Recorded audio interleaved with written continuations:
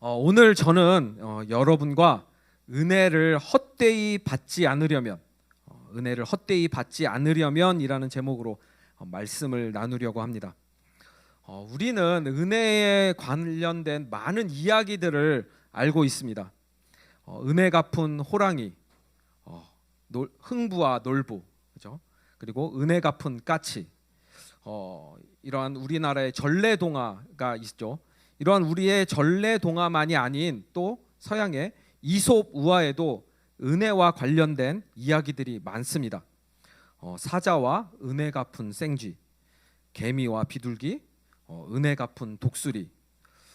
흥미로운 사실은 이 동양과 이 서양을 넘어서 은혜와 관련된 이야기들의 이 공통점이 있다는 사실입니다. 무엇이 공통점일까요? 동물이 나오는 것? 물론 동물의 등장도 공통점이지만 중요한 공통점 첫째는 이야기들의 이 제목에서도 알 수 있듯이 먼저 누군가에게 은혜를 받고 난 후 은혜를 되갚는다는 공통점이 있습니다. 둘째는 대부분이 이 받은 은혜보다 더 큰 은혜로 되갚습니다. 이것이 바로 세상에서 말하는 은혜입니다. 은혜를 베풀면서 살다 보면 더 큰 은혜로 보상받을 수 있다는 내용입니다. 여러분, 그렇다면 이 은혜의 정의는 무엇일까요? 국어사전을 살펴보니 고맙게 베풀어주는 혜택이라고 정의를 합니다. 영어 사전에서 이 그레이스는 정중한 호의 또는 선의라고 정의합니다. 영어의 사전적 정의가 조금 더 어려운 것 같아요. 어쨌든 그 내용은 호의, 그러니까 좋게 생각해주는 마음, 그리고 친절하고 선한 행위, 혜택 등을 의미합니다. 그렇다면 이 은혜의 성경적인 정의는 무엇일까요? 성경적 정의. 우리가 말하는 이 은혜는 세상에서 말하는 이 은혜의 정의와는 다릅니다. 성경에서 은혜는 히브리어로 뭘까요? 헤세드 들어보셨나요? 헬라어로는 카리스입니다. 헤세드와 카리스. 성경에서 말하는 이 은혜는 전적으로 하나님의 구원의 역사에 기초합니다. 무슨 말이냐면 은혜는 하나님이 그의 사랑으로 하나님의 백성들, 자녀들에게 값없이 주신 하나님의 구원의 선물입니다. 구원의 선물. 오늘 본문 6장 2절입니다. 제가 읽을게요. 이르시되 내가 은혜를 베풀 때에 너에게 듣고 구원의 날에 너를 도왔다 하셨으니 보라 지금은 은혜 받을 만한 때요 보라 지금은 구원의 날이로다. 여기서 우리가 주목해야 할 부분은 하나님이 우리에게 베풀어 주신 이 은혜가 단순하게 하나님의 성품을 나타내는 것이 아니라 하나님의 역사, 특별히 하나님의 구원 활동, God's saving activity를 말하고 있다는 사실입니다. 여러분, 조금은 이 신학적이고 어려울 수 있지만 우리는 이 개념을 올바르게 이해를 해야 합니다. 왜 이러한 것을 아는 것이 중요하냐면 그 이유는 이 은혜가 하나님의 구원 활동이기 때문에 우리가 받은 이 은혜 안에는 하나님의 능력이 나타납니다. 하나님의 능력. 또한 이 은혜는 우리가 무언가를 한다고 해서 얻을 수 있는 것이 아닌 전적으로 모든 것이 하나님에게 속해 있습니다. 그렇기에 사도 바울은 오늘 본문에서 하나님의 은혜를 헛되이 받지 말라고 권면하고 있습니다. 사랑하는 청년 여러분, 사도 바울이 하나님의 은혜를 헛되이 받지 말라고 권면했다는 것은 우리 중에, 그죠? 그리스도인들 중에 하나님의 은혜를 헛되이 받는 누군가가 있다는 말일 것입니다. 그렇다면 우리는 여기서 두 가지를 함께 알아보려고 합니다. 첫째는 하나님의 은혜를 헛되이 받는다는 것이 무엇을 의미하는지, 둘째는 누가 그리고 왜 하나님의 은혜를 헛되이 받는지 알아야 할 것입니다. 여러분 혹시 값싼 은혜라는 말을 들어보셨나요? 값싼 은혜, 칩 그레이스입니다. 칩 그레이스 들어보셨나요? 독일의 양심이라 불리는 신학자 디트리 보네퍼가 The Cost of Discipleship, 한국어로는 나를 따르라라는 책에서 사용한 말입니다. 이 값싼 은혜는 이 시장에서 판매되는 싸구려 물건처럼 할인된 가격으로 판매되는 이 물건들과 같이 여겨지는 은혜를 말합니다. 수많은 거짓 그리스도인들이 이 하나님으로부터 받은 이 은혜에 대한 가치를 모르고 귀하게 여기지 않는다는 의미입니다. 어떠한 경우가 이에 해당을 할까요?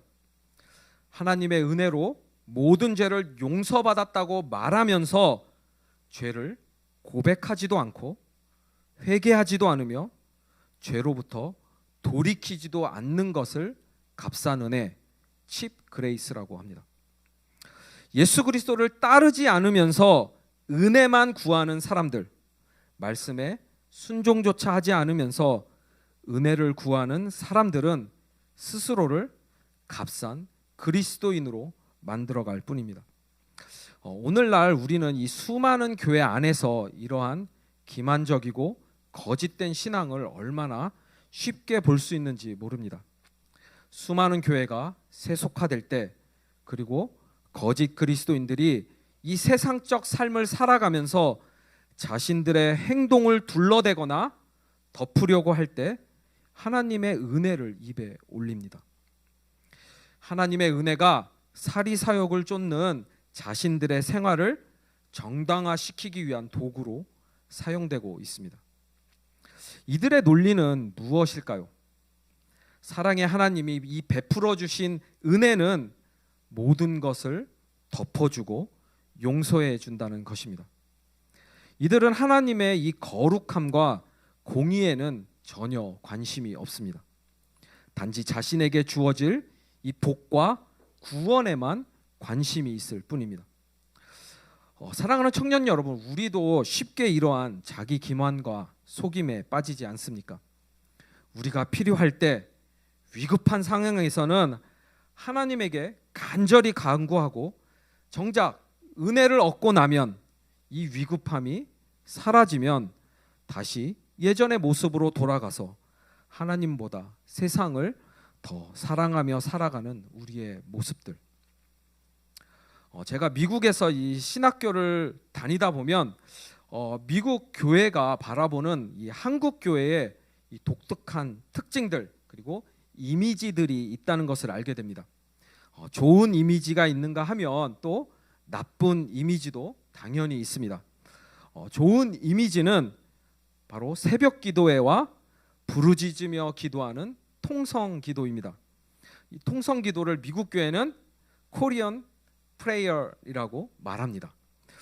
짧은 시간 동안 이 한국 교회가 성장할 수 있었던 이유를 미국 교회는 이 새벽 기도회와 통성 기도의 영성에서 찾습니다. 반대로 나쁜 이미지도 있습니다. 바로 가장 대표적인 것이 기복신앙입니다. 기복신앙. 프로스버테리 가스펠이라고 표현을 하죠. 예수님을 구원자로 믿으면 하나님의 은혜로 복을 받는다는 신앙입니다. 여기서 말하는 복은 주로 물질, 돈을 가리키고 우리가 어쩌면 무의식적으로 가지고 있는 신앙입니다.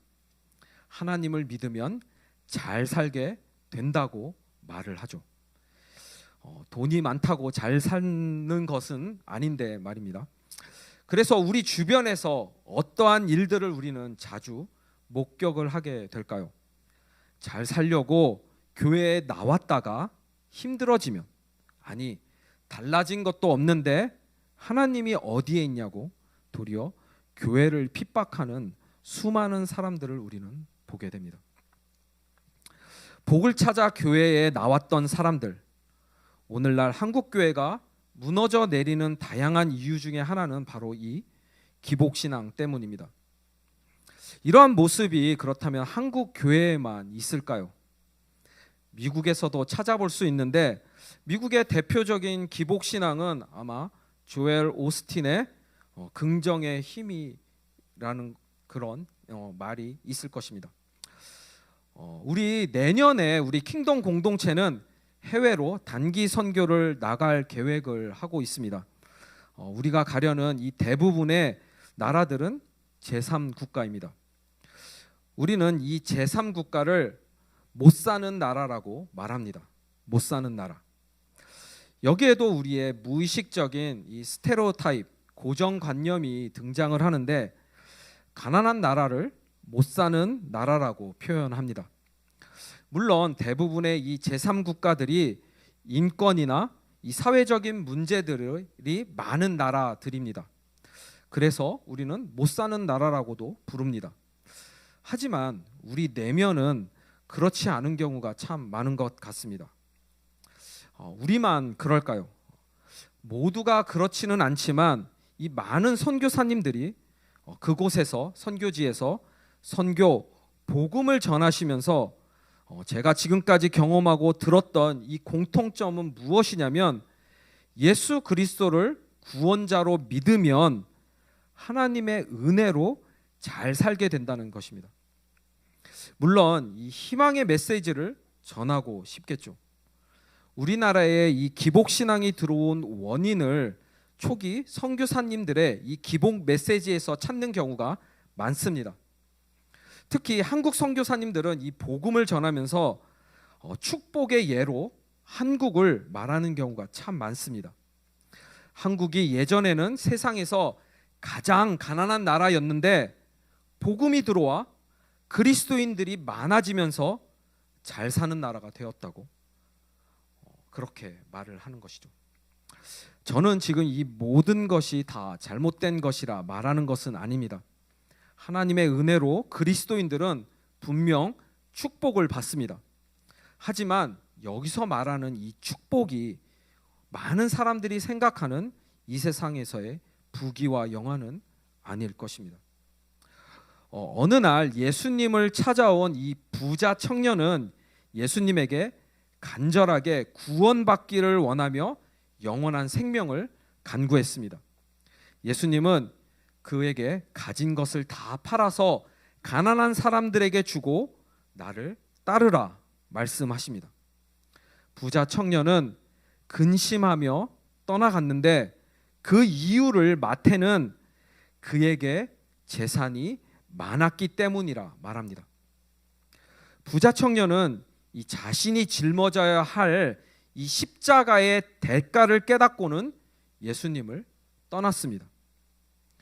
만약 교회를 다니지 않는 수많은 사람들에게 이 자신의 삶을 마음대로 살아가면서도 구원을 받을 수 있다고 말한다면 아마도 수많은 사람들이 교회로 나올 것입니다. 사랑하는 청년 여러분, 어쩌면 이 세상 사람들이 더 정직한 것 아닐까요? 하나님을 나의 하나님으로 예수님을 나의 구원자로 믿는 것이 십자가의 대가를 치러야 하는 것이라면 교회에 다니지 않고 내가 나의 인생의 주인으로 살겠다. 이러한 태도가 더 정직한 것 아닙니까? 자신이 짊어져야 할 이 십자가의 대가를 치를 생각도 없으면서 교회에 나와 예수님을 주님이라 부르기만 하면서 순종도 없이 하나님의 은혜로 주어질 복만 바라본다면 우리는 이러한 사람들을 거짓 그리스도인이라 부를 수밖에 없을 것입니다. 그리고 이러한 사람들이 바로 하나님의 은혜를 헛되이 받는 사람들입니다. 그렇다면 하나님의 은혜를 헛되이 받지 않고 이 값싼 은혜가 되지 않으려면 오늘 본문 13절 믿지 않는 사람들과 멍에를 함께 매지 말아야 합니다. 믿지 않는 사람들과 멍에를 함께 매지 말라. 이 말은 무슨 의미일까요? 이 말씀은 우리에게 5가지 수사학적인 질문으로 그 의미를 알려줍니다. 14절부터 16절까지입니다. 첫 번째 질문, 의와 불법, 즉 정의와 불의가 어떻게 같을 수 있냐고 묻습니다. 두 번째 질문, 빛과 어둠이 어떻게 사귈 수 있습니까? 빛과 어둠은 같이 공존할 수 없습니다. 세 번째 질문, 그리스도와 벨리알이 어떻게 화합할 수 있습니까? 여기서 이 벨리알은 악의 리더인 사탄의 또 다른 이름입니다. 여러분, 예수님과 사탄이 화합할 수 있을까요?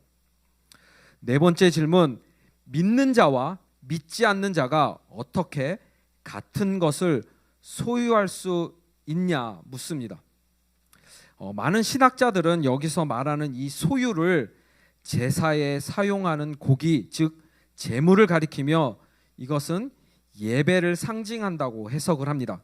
즉 그 당시 고린도에 살았던 그리스도인과 이방인들이 함께 예배할 수 없음을 말하고 있습니다.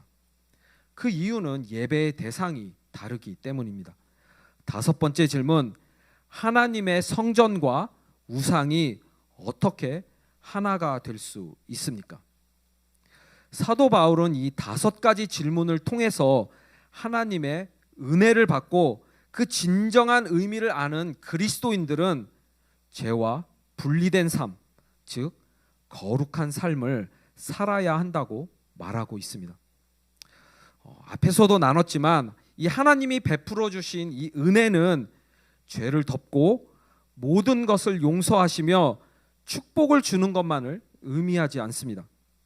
은혜는 하나님의 구원 활동이기에 우리가 하나님 앞에서 거룩한 삶을 살아가도록 하는 능력을 줍니다. 온전하게 이 은혜를 경험한 사람들은 거룩한 삶을 통해서 구원을 받은 이 믿음의 증거를 보여줍니다. 하지만 어떤 사람들은 핑계하며 이렇게 말할 수 있습니다. 우리가 어떻게 하나님의 기준에 맞게 거룩한 삶을 살 수 있습니까? 이것은 불가능합니다. 우리는 모두 죄인이니까요. 맞습니다. 우리는 죄인이기에 하나님의 기준에 맞게 이 거룩한 삶을 살 수 없습니다. 그렇다면 이렇게 질문하는 의도는 무엇일까요? 그래서 거룩하게 살지 않아도 어쩔 수 없다는 것인가? 아니면 하나님이 우리 모두가 죄인인 것을 모르신다는 것인가? 하나님의 기준은 도대체 무엇입니까? 사랑하는 청년 여러분, 이 모든 것은 핑계일 뿐입니다. 하나님은 말씀을 통해 이미 알려주셨습니다. 우리가 죄인이기에 하나님의 은혜가 필요하며 은혜의 선물은 구원입니다. 구원은 하나님의 선물이지만 그렇다고 무조건 받을 수 있는 선물은 또 아닙니다. 예수 그리스도를 믿고 예수님을 나의 구세주 주님으로 모셔야 합니다. 우리가 살펴보고 있는 이 하나님의 은혜가 이제 믿음과 연결되었습니다. 많은 그리스도인들은 예수님을 나의 구주로 이렇게 고백을 하면 믿음의 완성으로 착각을 하고 이제 하나님의 은혜가 자신들의 삶에 가득할 것이라 기대합니다. 우리가 지난주에도 함께 나눴지만 이 진정한 믿음은 하나님의 뜻에 온전하게 순종하는 것입니다. 사랑하는 청년 여러분, 요한계시록 2장 그리고 3장에 보면 예수님이 소아시아의 7교회에 편지를 보내는 내용이 나옵니다. 예수님은 7교회에 각기 이 다른 메시지를 보내시는데 공통적으로 들어가는 내용이 하나 있습니다. 나중에 한번 찾아보십시오. 완전 소름입니다. 7교회에 보내는 이 모든 편지를 시작할 때 예수님은 내가 내 행위를 안다 말씀하십니다. 내가 내 행위를 안다. 여러분, 공포 영화 나는 내가 지난 여름에 한 일을 알고 있다 혹시 알고 계시나요? 처음 이 공통점을 발견했을 때 저에게는 이러한 느낌으로 다가왔습니다. 여러분, 우리가 여기서 주목해야 할 것은 예수님이 나는 내 믿음을 안다 혹은 나는 내 마음을 안다 이렇게 말하지 않으셨다는 것입니다. 왜 예수님은 내가 내 행위를 안다고 말씀하셨을까요? 우리가 계속해서 나누고 있지만 이 믿음에 대한 우리의 부족한 인식 때문입니다. 결코 온전한 믿음은 이 지식적인 수준에 머물지 않습니다. 온전하게 믿는다는 것은 예수님이 누구이신지 올바로 알고 예수님의 뜻과 말씀에 온전하게 순종하는 것을 뜻합니다. 다시 한번 강조하지만 하나님의 뜻에 순종하는 행위는 우리의 믿음의 증거가 됩니다. 온전한 믿음은 우리에게 베풀어 주신 이 하나님의 은혜를 충만하게 할 것입니다. 은혜는 다시 우리에게 하나님의 말씀에 순종할 힘과 능력을 줍니다. 우리는 하나님의 은혜를 통해 거룩한 삶의 열매를 맺게 됩니다. 사랑하는 청년 여러분, 이해가 되시나요?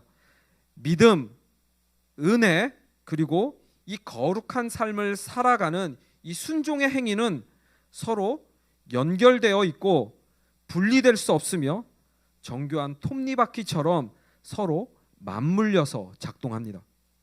여기서 그 어느 것 하나도 빠져서는 안 됩니다. 여러분들과 이 신방을 하다 보면 꽤 많은 청년들이 이러한 말을 합니다. 그런데 이러한 말에 저도 이해가 됩니다. 왜냐하면 예전에 제가 이러한 생각으로 신앙생활을 했기 때문입니다. 믿음에 대해, 신앙에 대해 고민하는 청년들이 가장 힘들어하는 이 부분이 어디까지 나의 삶, 여기서 말하는 삶이란 내가 포기하지 못하고 내려놓지 못하는 세상적인 삶입니다. 어디까지 나의 삶을 내려놓아야 할까요? 이 질문을 많이 합니다. 예수님 앞에서 근심하며 떠나갔던 청년처럼 여러분들은 하나님의 은혜로 예수님을 나의 구주로 믿게 되었는데 그냥 믿는 것으로 끝났으면 좋겠지만 말씀을 깊이 깨달으면 깨달을수록 내가 짊어져야 할 십자가가 나에게 다가오기 시작합니다. 여러분이 고민하는 부분은 무엇입니까? 이제 이 믿음의 실체를 깨닫고 나니 그냥 말로만 고백은 더 이상 진정한 믿음이 아닌 것을 알게 되는 것이죠. 그래서 하나님의 뜻대로 순종하며 살아야 하는데 이게 또 쉽지 않습니다. 그래서 무엇을 합니까? 타협이라는 것을 합니다. 교회에서는 그리스도인으로, 세상에서는 그래도 착한 도덕인으로. 사랑하는 청년 여러분, 이 타협을 하는 사람들은 오직 자기 마음의 욕심과 하나님의 뜻이 일치할 때만 순종합니다. 만약 자신의 탐심과 하나님의 뜻이 다르면 타협하죠. 하나님의 은혜를 이용하여 자신의 길을 선택합니다. 그러면서 여전히 예수님을 나의 주님이라 부릅니다. 우리 지난주에 이어 다시 한번 이 마태복음 7장 20절부터 24절을 함께 읽어보도록 하겠습니다. 함께 읽어보겠습니다. 시작. 잘못 나온 것 같습니다. 제가 읽어드릴게요. 자, 이러므로 그들의 열매로 그들을 알리라. 나더러 주여 주여 하는 자마다 다 천국에 들어갈 것이 아니요 다만 하늘에 계신 내 아버지의 뜻대로 행하는 자라야 들어가리라. 그날에 많은 사람이 나더러 이르되 주여 주여 우리가 주의 이름으로 선지자 노릇하며 주의 이름으로 귀신을 쫓아내며 주의 이름으로 많은 권능을 행하지 아니하였나이까 하리니 그때 내가 그들에게 밝히 말하되 내가 너희를 도무지 알지 못하니 불법을 행하는 자들아 내게서 떠나가라 하리라. 그러므로 본문 16절에서 사도 바울은 우리가 저와 여러분이 살아계신 하나님의 성전이라 선포합니다. 하나님의 성전이 어떻게 우상과 하나가 될 수 있습니까? 우리가 진정 그리스도인이라면 하나님의 은혜를 온전히 받았다면 우리는 하나님의 성전이기 때문에 우상과 결코 함께 할 수 없습니다. 만약 우리의 삶이 여전히 죄 가운데 있고 거룩하지 못하다면, 하나님의 뜻에 온전히 순종하지 않는다면 우리는 지금 하나님의 은혜를 헛되이 받고 있다는 사실을 기억해야 합니다. 구원에는 절대로 타협이 없습니다. 온전한 은혜는 죄와 분리된 거룩한 삶으로 나타납니다. 우리가 하나님의 이 은혜를 온전히 받았다면 하나님은 우리에게 세 가지 약속을 주십니다. 그 세 가지 약속은, 첫째, 하나님은 우리와 함께 살고 함께 동행하실 것입니다. 둘째, 하나님은 우리의 하나님이 되십니다. 셋째, 우리는 하나님의 백성이 됩니다. 말씀을 마무리하도록 하겠습니다. 오늘 말씀의 이 결론이 무엇일까요? 사도 바울은 7장 1절에서 그러므로 사랑하는 여러분, 우리에게 사랑을 담아 하나님의 은혜를 헛되이 받지 않을 수 있는 마지막 권면을 합니다. 우리는 하나님의 은혜로 약속받은 하나님의 자녀이기 때문에 몸과 영혼의 더러운 것을 씻어내고 깨끗하게 하며 거룩함을 온전히 이루어야 합니다. 7장 1절에서 사용된 단어, 이 더러운 것, 몰리스모스는 오직 여기에만 나오는 단어입니다. 고린도 지역의 이 이방인들이 제사를 할 때 음란한 성적 행위를 통해서 그들의 신을 숭배하는 것을 가리킬 때 사용하는 단어입니다. 우리가 여전히 세상과 타협하며 살아가는 것을 사도 바울은 영적인 음란을 통한 우상 숭배라고 말하고 있습니다. 그렇기에 몸과 영혼을 더럽히는 우상 숭배에서 우리를 깨끗하게 해야 합니다. 그리고 온전하게 거룩함을 이루어야 합니다. 하지만 우리의 힘으로, 능력으로 온전하게 거룩함을 이룰 수 없습니다. 매번 우리는 넘어집니다. 그렇기에 하나님의 은혜가 필요한 것입니다. 하나님의 은혜에는 구원의 능력이 있기 때문입니다. 은혜는 하나님의 말씀에 순종할 수 있는 힘을 우리에게 줍니다. 그리고 결정적으로 우리는 하나님을 경외하는 마음으로 온전해질 수 있습니다. 7장 1절에 하나님을 두려워하는 가운데라고 한글 성경은 번역을 해 놓았지만 여기는 경외로 해석하는 것이 맞습니다. 이 경외라는 감정은 초월적인 하나님을 대면했을 때 경험되는 감정입니다. 존경, 감탄, 공포, 두려움 등의 이 복합적이고 압도적인 느낌입니다. 우리는 이러한 하나님에 대한 이 경외를 반드시 경험해야 합니다. 사도 베드로가 예수님을 만나 경외감을 느꼈을 때 주님, 나를 떠나십시오, 나는 죄인입니다 고백합니다. 선지자 이사야가 하나님을 만났을 때 이제 나는 화를 입고 망하게 되었구나, 나는 죽게 되었구나 고백합니다. 선지자 다니엘이 하나님을 만났을 때 힘이 빠지고 얼굴이 죽은 것처럼 변하였으며 힘이 없어 숨도 제대로 쉬지 못하게 되었다고 고백합니다. 사도 요한이 하나님을 만났을 때 엎드려져서 죽은 사람과 같이 되었다고 고백합니다. 사랑하는 청년 여러분, 하나님을 만나 이 경외감을 경험하고 느낀 사람은 죄로부터 분리되어 온전하게 거룩함을 이룰 수 있습니다. 왜냐하면 하나님을 전인격적으로 만났기 때문입니다. 이러한 하나님을 향한 이 경외를 경험하고 느끼는 것은 오직 하나님의 은혜로만 가능합니다. 여러분, 간절하게 하나님의 은혜를 사모하십시오. 간절하게 하나님의 은혜를 구하십시오. 이 시간 하나님의 은혜를 통해서 죄로부터 구원받아 온전하게 거룩한 삶을 살아가는 저와 여러분, 하나님의 약속된 자녀, 진정한 그리스도인이 되시기를 주님의 이름으로 간절히 축복합니다.